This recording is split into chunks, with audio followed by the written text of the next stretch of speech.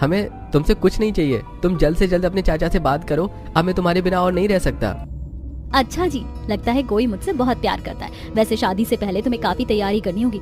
देखो, मुझे बनारसी साड़ियाँ बहुत पसंद है, तो तुम मेरे लिए तो वही लाना। और हाँ, मुझे गोल्ड इतना पसंद नहीं है, तो मैं तो डायमंड की ज्वेलरी पहनूंगी। हाँ बाबा, क्यों नहीं, तुम्हें जो चाहिए मुझे लिस्ट बनाकर दे देना, मैं सब तुम्हें ला कर दे दूंगा। नमन डॉली एक दूसरे के साथ काफी वक्त बिताते हैं और डॉली को छोड़कर नमन वापस अपनी बाइक से घर आने लगता है। कुछ देर में नमन एक बाजार में पहुंचता है, जहां वो देखता है कि उसकी माँ सरिता की किसी औरत से लड़ाई हो रही है। अरे, माँ किससे लड़ रही है? ये औरत कौन है? ठंड के कोहरे की वजह से ठीक से कुछ दिखाई नहीं दे रहा। नमन बाइक साइड में लगाकर जब अपनी माँ के पास जाता है तो देखता है कि उसकी माँ किसी और से नहीं बल्कि अपनी बड़ी बहन सविता से लड़ रही होती है। इन सब को तो मैं ही लूंगी। मैं भी देखती हूँ कि मेरे होते हुए इन सेब को कैसे खरीद सकती है। कल तक जिसकी आधी किलो आटा लेने की हैसियत नहीं थी, वो अब 200 रुपए किलो सेब ले रही है। अच्छे से जानती हूँ मैं कि कैसे तुम लोग झोपड़ी से उस महल में आए हो। सब कर्म कांड पता है मुझे तुम लोगों के। आपकी हिम्मत कैसे हुई मेरी माँ से इस तरह से बात करने की? आप बड़ी हैं तो इसका मतलब ये नहीं है कि मैं आपकी बदतमीजी सहता रहूंगा।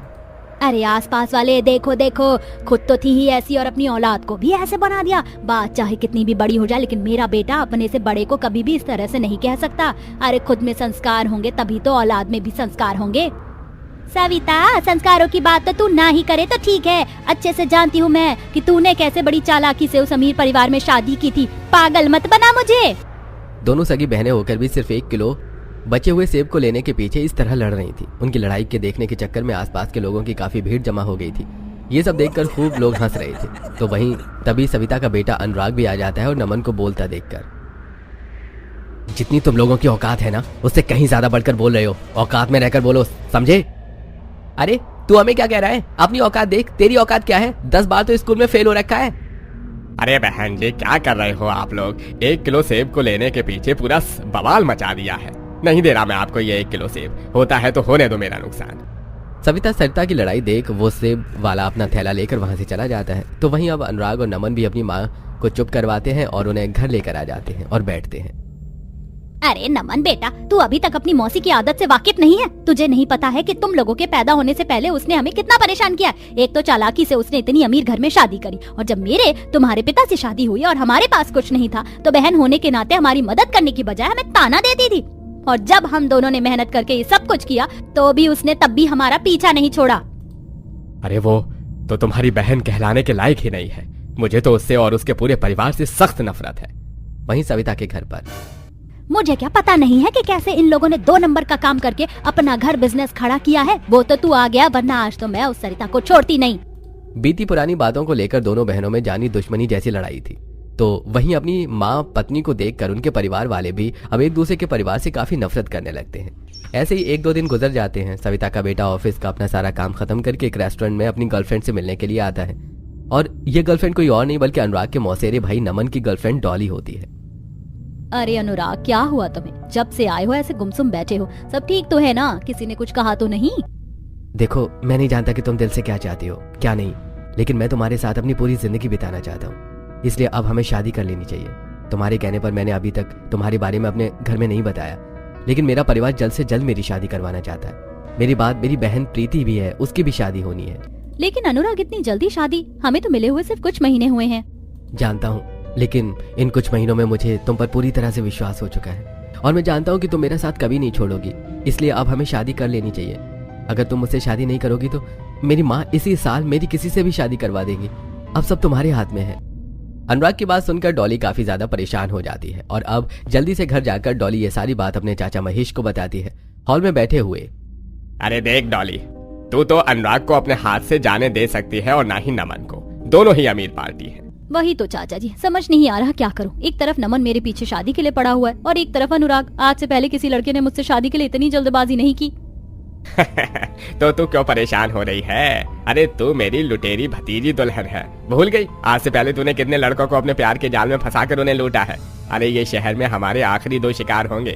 बस जल्द से जल्द ये भी निपट जाए, फिर हम इस शहर को छोड़कर कहीं दूर चले जाएंगे।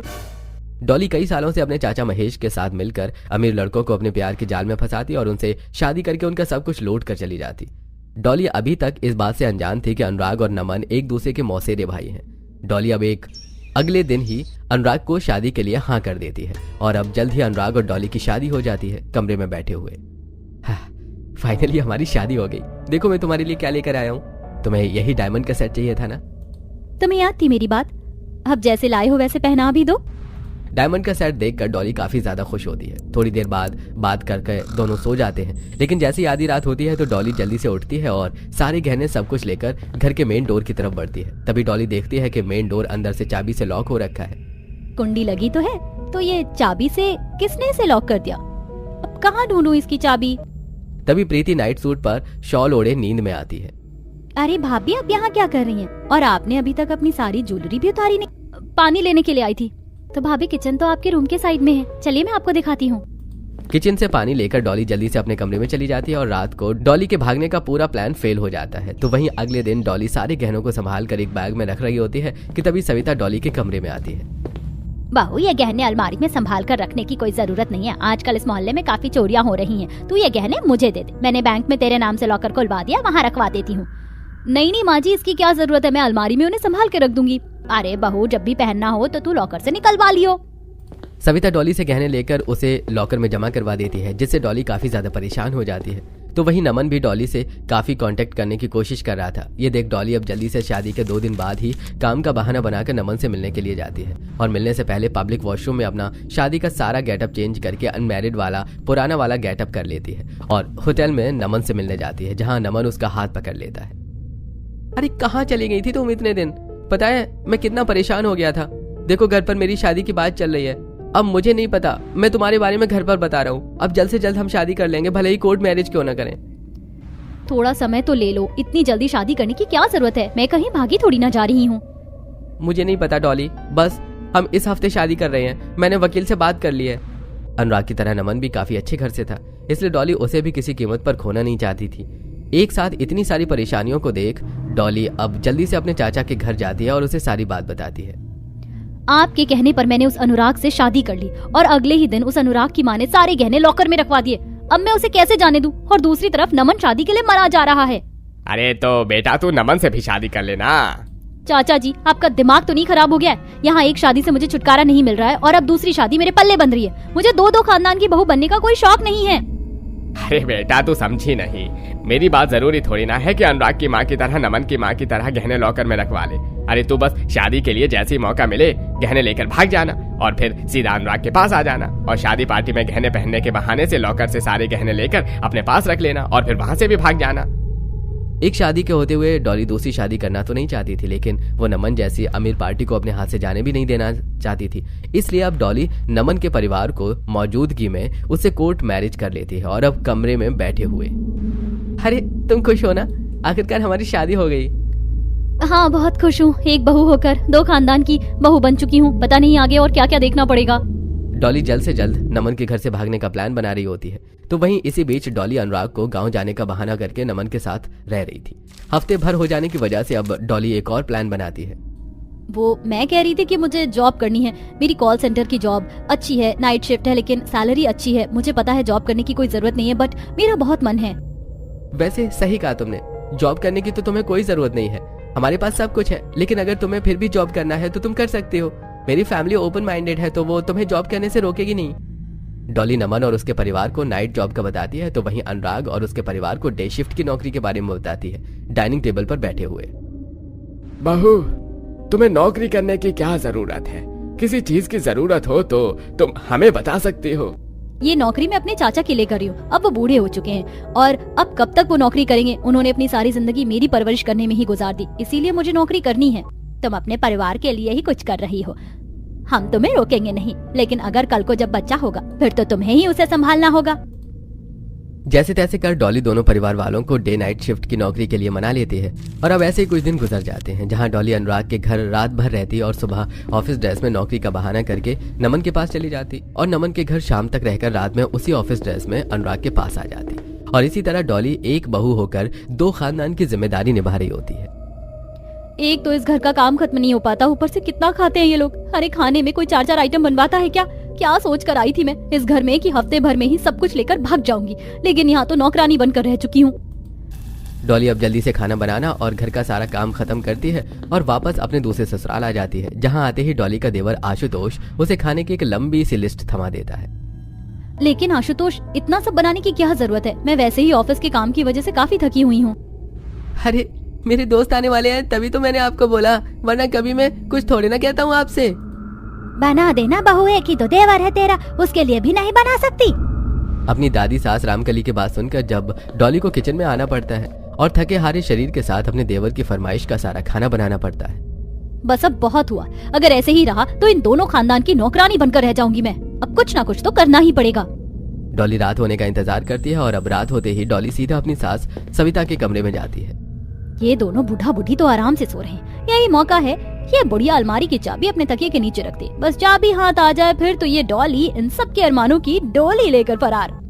धीरे धीरे कदम बढ़ाते हुए डॉली सविता के पास जाती है और उसके तकिए के नीचे से चाबी निकालने लगती है। तभी मच्छरों के परेशान करने की वजह से नींद में सविता मच्छर मारने की बजाय डॉली को ही जोरदार चांटा मार देती है।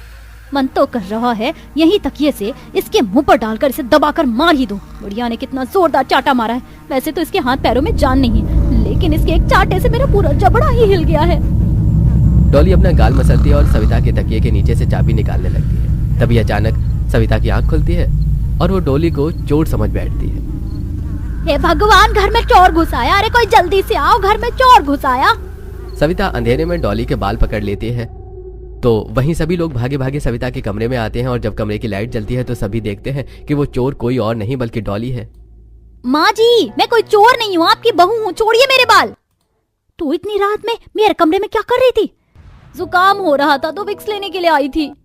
डॉली बाल बाल बजती है और बाथरूम में जाकर एक मेरी वो सास है जिसने सारी ज्वेलरी लॉकर में जमा करके रख दी है, और ये है जहाँ घर में ज्वेलरी होते हुए भी इस बुढ़िया की वजह से मैं नहीं ले पा रही हूँ। हे भगवान, अब मैं क्या करूँ? ऐसे ही अब कुछ समय गुजर जाता है, दिन बीतते रहते हैं और डॉली का प्लान अभी तक सक्सेसफुल नहीं हुआ था। आज काफी दिनों के बाद डॉली अपनी सास सरिता के साथ बाजार आई होती है कि सामने से उसकी सास सविता आ रही होती है।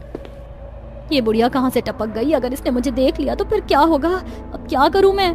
डॉली को कुछ समझ नहीं आ रहा होता कि वो क्या करे कि तभी डॉली की नजर बगल में बने एक बड़े से कीचड़ के गड्ढे में जाती है, जिसे देख डॉली अब गिरने का नाटक करती है और सीधा कीचड़ में गिर जाती है। कीचड़ में गिरने की वजह से डॉली के पूरे चेहरे और हाथ पैरों पर कीचड़ लग जाता है। बहू, तू ठीक तो है? तूने तो हील भी नहीं पहनी, फिर तो गिरी कैसे? माँ जी, जब दिन बुरे चल रहे हो ना तो फिर क्या ही हो सकता है। एक खानदान से दूसरे खानदान की बहू के इस सफर में डॉली ने खुद ही अपनी बैंड बजा ली थी। अगर जाकर तैयार होकर आज डॉली सब चीजों से परेशान होकर अपने चाचा महेश से मिलने के लिए आती है बैठे हुए। अरे आ गई मेरी बिटिया रानी, कितने दिनों के बाद देख रहा हूँ तुझे। दो बड़े खानदान की बहू बनकर तू तो अपने गरीब चाचा को भूल ही गई। चुप करिए चाचा जी, आप तो यहाँ आराम फरमा रहे, लेकिन बैंड तो मेरी बजी हुई है। कभी इस सास से ताने सुनो, कभी उस सास से ताने सुनो। एक घर का काम खत्म नहीं होता कि दूसरे घर का काम सर पर नाचने लगता है। मैं तो परेशान हो गई हूँ। बेटा सिर्फ कुछ दिनों की बात है, फिर देखना हम यहाँ से एक नई जगह चले जाएंगे और वहाँ जाकर कोई दूसरा काम शुरू करेंगे। बस ये तेरे 2 आखिरी बकरे हैं। अपने चाचा महेश से मिलकर आने के बाद डॉली पैदल पैदल ही घर जा रही होती है कि तभी उसकी नजर रास्ते में एक पार्किंग एरिया में जाती है, जहाँ वो नमन और अनुराग को लड़ते हुए देखती है। यहाँ पर पहले मैं आया तो बाइक मैं ही लगाऊंगा, तू जा अपनी बाइक लेकर। मैं भी देखता हूँ कि तू यहाँ अपनी बाइक कैसे लगाएगा। अपने दोनों पतियों को एक साथ लड़ता देखकर डॉली काफी हैरान होती है और एक पेड़ के पीछे खड़े होकर उन दोनों को देखने लगती है। अरे अच्छे से जानता हूँ मैं तुझे और तेरे परिवार को। तेरी माँ की वजह से मेरी माँ कितनी परेशान हुई है। अरे मेरी माँ को तो खुद शर्म आती है तेरी माँ को बहन कहते हुए। क्या कहा? इन दोनों ने? इनकी माँ आपस में बहन है? इसका मतलब ये दोनों मौसेरे भाई हैं। हे भगवान, इसका मतलब मैं 2 भाइयों की एक पत्नी हूँ। सारी सच्चाई जानकर डॉली के तो अब होश उड़ चुके थे। उसे कुछ समझ नहीं आ रहा था कि अब वो क्या करे, जिससे अब वो जल्दी से अपने चाचा महेश को कॉल करती है और सारी बात बताती है। अरे डॉली बेटा, ये तो बहुत बड़ी परेशानी हो गई। अरे एक काम कर, तू इन्हीं 1-2 दिनों में दोनों घरों से पैसे गहने लेकर निकलने का बंदोबस्त कर। मैं भी जल्दी से यहाँ से घर खाली करता हूँ और दूसरे शहर जाने की तैयारी करता हूँ। चाचा जी, आपका दिमाग तो नहीं खराब हो गया? इतनी बड़ी परेशानी को देखकर भी आप मुझे गहने और पैसे लेकर आने के लिए कह रहे हैं। इन दोनों खानदान के बीच में भले ही दुश्मनी है, लेकिन अगर इन्हें मेरे बारे में पता चल गया ना तो मेरी तो खैर नहीं है। डॉली अब उसी रात घर से भाग जाने का प्लान बनाती है। इससे पहले डॉली घर से भागती कि तभी नमन डॉली को एक डायमंड का ब्रेसलेट देता है। डॉली, आज मैं बाहर गया था तो एक शोरूम में मुझे ये ब्रेसलेट दिखा, इसलिए मैंने तुम्हारे लिए ले लिया। तुम्हें इस तरह की ज्वेलरी काफी पसंद है ना? हे भगवान, ये क्या हो रहा है? जब भी घर से भागू तो कुछ ना कुछ परेशानी आ जाती है। अब तो इसने मुझे डायमंड का ब्रेसलेट ही दे दिया, क्या पता कुछ दिन और रहने से कुछ और मिल जाए। ऐसे ही अब कुछ समय गुजर जाता है। रात का समय होता है, डॉली सो रही होती है कि तभी सोते सोते डॉली को एक भयानक सपना आता है कि डॉली बीच में है और दोनों सास ने डॉली को एक एक हाथ से पकड़ रखा है। दोनों फैमिली एक साथ है। छोड़ मेरी बहू को, छोड़, ये मेरी बहू है, ये मेरे खानदान की बहू है। नहीं, ये मेरे खानदान की बहू है, छोड़ इसे। अरे इतनी परेशान होने की कोई जरूरत नहीं है, ये देखिए मैं कुल्हाड़ी लेकर आया हूँ। अब हम भाभी के 2 टुकड़े कर देंगे, एक टुकड़ा आपके खानदान का और एक टुकड़ा हमारे खानदान का। हाँ, यही सही रहेगा। चल अब जल्दी से इसके 2 टुकड़े कर। आप लोगों का दिमाग तो नहीं खराब हो गया? जीते जी मुझे काट देना चाहते? छोड़ो मुझे, छोड़ो। आशुतोष डॉली को कुल्हाड़ी से काटने वाला होता है कि तभी डॉली नींद से घबरा कर उठती है। इतनी ठंड में भी डॉली के अच्छे खासे पसीने छूट चुके थे। बाप रे बाप, ये सपना मुझे हकीकत जैसा क्यों लग रहा था? अच्छा हुआ ये सपना ही था। अब मैं क्या करूं? डॉली, लालच बुरी बला है, बहुत कमा लिया तूने लोगों को लूट कर। ऐसे ही आपको समय और गुजर जाता है। डॉली की लाख कोशिशों के बाद भी वो अपने मकसद में कामयाब नहीं हो पा रही थी, जिससे परेशान होकर डॉली एक नया प्लान सोचने के लिए आज एक पार्क में जाकर बैठी होती है कि तभी वहाँ डॉली का देवर आशुतोष आता है और अपनी भाभी को देखकर, अरे भाभी, डॉली भाभी, आप यहाँ क्या कर रही हैं? आप तो कुछ सामान लेने के लिए आई थी ना? हाँ, वो बस सामान मिला नहीं तो सोचा यहीं पार्क में बैठकर थोड़ी धूप खा लूं। अब तो शाम होने को आ गई है, चलिए अब घर चलते हैं। डॉली आशुतोष के साथ घर जा ही रही होती है कि तभी रास्ते में प्रीति की नजर अपनी भाभी डॉली पर पड़ जाती है और जब वो आशुतोष के साथ डॉली को देखती है तो वो जल्दी जल्दी डॉली के पास जाती है। भाभी, आप यहाँ, वो भी आशुतोष के साथ, आप यहाँ क्या कर रही हैं? काहे की भाभी, ये तेरी नहीं मेरी भाभी है, भांग पी कर आई है क्या? दिमाग तो नहीं खराब हो गया? डॉली भाभी, आप ऐसे बता क्यों नहीं देती कि आप मेरी भाभी हैं या इसकी भाभी? आपने मेरे अनुराग भैया से शादी करी है। डॉली के डर के मारे अब हाथ पैर कांपने लगते हैं। तो वहीं आशुतोष जल्दी से कॉल करके ये सारी बात अपने घर में बताता है और अब सरिता के घर में सविता का पूरा परिवार डॉली के साथ इकट्ठा होता है। मैं तो इस घर में कदम रखना भी नहीं चाहती थी, लेकिन मजबूरन रखना पड़ा। बहू, ये लोग क्या कह रहे हैं? तुम इन्हें बता क्यों नहीं देती कि तुम हमारी बहू हो? कैसे कहेगी ये, जबकि हमारे घर की बहू है? डॉली बहू, तू चुप क्यों है? जवाब दे। डॉली जवाब दो, इसे कह दो कि मैं तुम्हारा पति हूँ, ना कि ये अनुराग। चुप कर, मैं डॉली का पति हूँ। डॉली, तुम कुछ बोल क्यों नहीं रही हो? जवाब दो। डॉली को कुछ समझ में नहीं आ रहा होता है कि वो क्या करे कि तभी डॉली फोन पर उसके चाचा महेश का कॉल आने लगता है। बार बार जब डॉली का फोन बजता है तो डॉली की दादी सास राम कली, जरूर इसके चाचा का कॉल होगा, हर दूसरे दिन इसके चाचा का कॉल आ जाता है। अरे तेरे चाचा को कोई काम धंधा है या नहीं? रोज मुंह उठाकर कॉल कर देता है। अच्छा हुआ इनके चाचा का कॉल आ गया, वही बता देंगे कि इन्होंने अपनी बेटी किसके घर ब्याही है, इनके या हमारे। इससे पहले डॉली कुछ करती कि तभी प्रीति कॉल उठा लेती है और महेश इस बार अनजान होता है कि प्रीति ने उसका कॉल स्पीकर पर रखा हुआ है। अरे डॉली, तू वहाँ से निकली या नहीं? तू दोनों घरों से पैसे और गहने लेकर निकल, फिर हम एक दूसरे शहर चले जाएंगे। बस अब ये लुटेरी दुल्हन बनने का काम अब हम खत्म करते हैं। महेश की सारी बात सुनकर दोनों खानदान वाले काफी ज्यादा हैरान होते हैं कि तभी प्रीति एकदम से महेश का कॉल कट कर देती है और जब सभी के सामने डॉली की सारी सच्चाई आ जाती है तो, मैंने तुमसे इतना प्यार किया और तुमने मेरे प्यार का ये सिला दिया? तुम लुटेरी दुल्हन हो। आज से पहले तुमने कितनी शादियां की हैं? जवाब दो, मुझे जवाब चाहिए। कितनी शादियां की हैं तुमने और कितनों को लूटा है? कहीं तुमने किसी का खून तो नहीं किया?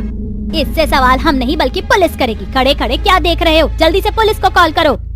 प्रीति जल्दी से पुलिस को कॉल करती है और थोड़ी देर में पुलिस आ जाती है। पुलिस को देखकर डॉली को कुछ समझ में नहीं आ रहा होता कि वो क्या करे। तभी डॉली की नजर हॉल के टेबल पर पड़े चाकू पर जाती है। डॉली भागते हुए जाती है और टेबल के पास और चाकू उठाकर प्रीति के गले पर रख देती है।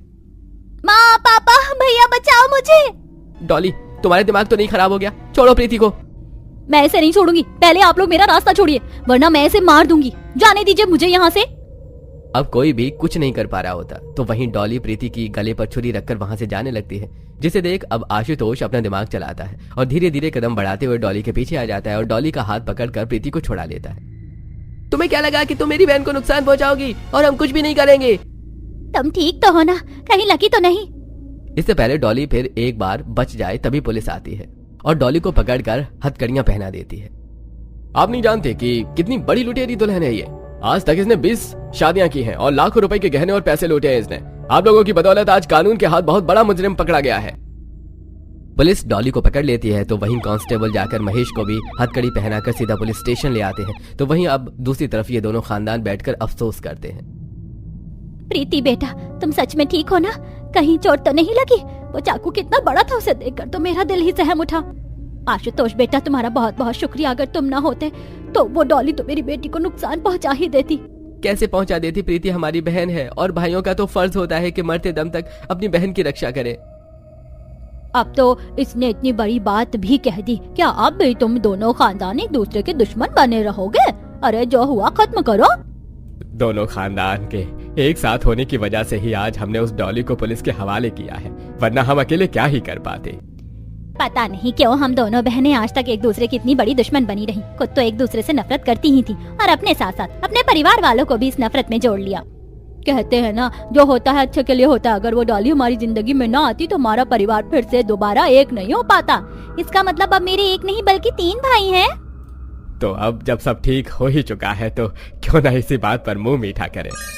एक तरफ जहां दोनों परिवार एक होने की खुशी में एक दूसरे का मुंह मीठा करने में लगे थे, तो दूसरी तरफ डॉली सलाखों के पीछे जाने से पहले आखिरी बार अपने चाचा से मिलती है। चाचा, ये जो भी कुछ हुआ है ना, तुम्हारी वजह से हुआ है।